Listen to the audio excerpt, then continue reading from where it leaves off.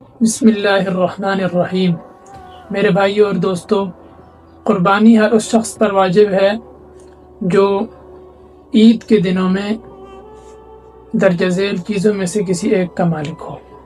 Number 1، 7.5 تولہ سونا یا 52.5 تولہ چاندی یا 52.5 تولہ چاندی کی قیمت کے برابر اس کے پاس رقم ہو، یا اس کے پاس ضرورت سے زائد گھریلو سامان ہو جس کی قیمت 52.5 تولہ چاندی کے برابر ہو، یا اس کے پاس ضرورت سے زائد گھر ہو رہائش کے علاوہ، یا جائیداد وغیرہ ہو، یا ضرورت سے کی گاڑی کے علاوہ کوئی اور گاڑی ہو، اور ان سب کی قیمت یا ان میں سے کسی کی بھی قیمت 52.5 تولہ چاندی کے برابر ہو تو اس شخص پر قربانی کرنا واجب ہے۔